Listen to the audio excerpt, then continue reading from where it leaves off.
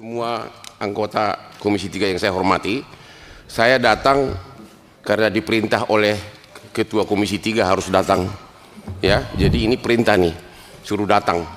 Kebetulan memang ada beberapa yang mau saya suarakan. Saya memang selama 43 tahun sebagai pengacara mendominasi perkara-perkara raksasa bisnis.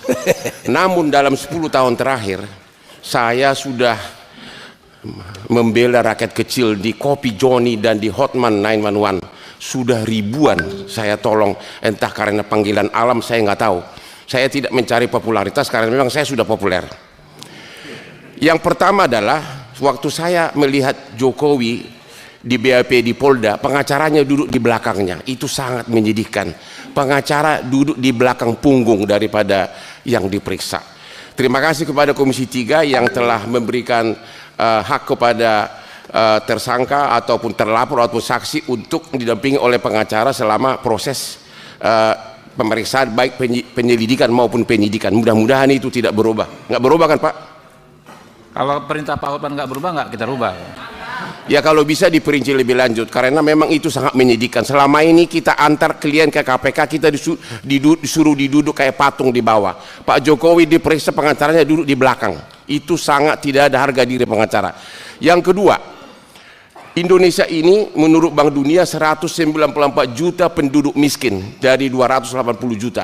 Berarti 194 juta tidak mampu menyewa pengacara. Jadi pra peradilan itu adalah salah satu kunci utama untuk mengetes apakah KUHP dan dilaksanakan dengan benar. Namun ketentuan mengenai pra peradilan ini masih terlalu umum. Hanya sebatas penahanan dan sebagainya. Harusnya ada pasal yang jelas-jelas mengatakan bahwa salah satu alasan pra peradilan adalah apabila hak tersangka saksi sesuai dengan ketentuan perundang-undangan dilanggar dan pelanggaran KUHP berhak mengajukan pra peradilan. Itu akan sangat membantu untuk rakyat miskin terutama. Ya. Yang berikutnya adalah mengenai penyelidikan maupun penyidikan. Penyelidikan adalah ajang paling bagus bagi penyidik untuk cari rezeki. Yang datang ke Kopi Joni itu adalah kalau dia sebagai pelapor dalam penyelidikan SP2HP keluar, kasusnya dihentikan. Kalau dia sebagai terlapor langsung jadi tersangka dan tidak ada upaya hukum. Karena kalau masih dalam penyelidikan tidak ada upaya hukum, tidak boleh pra peradilan. Pertanyaannya apakah penyelidikan masih perlu? Kenapa nggak langsung ke penyidikan? Oke. Yang berikutnya adalah penyidik dan terlapor tersangka itu nggak beda dengan penggugat dan tergugat dalam perkara perdata. Saling menggolkan dia punya dalil-dalil.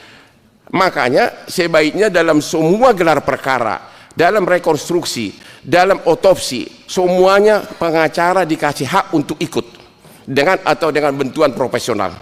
Itu akan lebih fair, terutama waktu gelar perkara. Itu sangat perlu. Tapi yang paling saya fokus tadi itu adalah pra peradilan itu ini terlalu umum. Justru inilah kunci daripada ngetes apakah hak daripada warga itu diinjak-injak atau tidak. Yang terakhir, soalnya banyak di sini titipan dari para profesor karena sudah ada tertulis. Satu lagi Pak, hampir setiap perkara pidana, terutama yang tersangkanya berduit sampai PK, selalu ada ahli. Akan tetapi di Indonesia ini ahli tidak boleh bicara tentang fakta. Saya sudah mengikuti persidangan begitu banyak di Singapura, di arbitrasi maupun perkara pidana. Justru ahli itulah yang paling tepat memberikan pendapat analisa terhadap fakta. Dia yang tahu menerapkan teorinya terhadap fakta. Soal nanti apakah pendapatnya diakui oleh hakim itu kan haknya hakim. Jadi sekali lagi agar ditambahkan pasal bahwa ahli berhak memberikan komentar. Ini saya sudah alami langsung 10 tahun lalu di Singapura. Sekarang ini setiap orang PK mendatangkan ahli, tapi dia hanya kayak buat syair aja, ngomong no, habis itu selesai.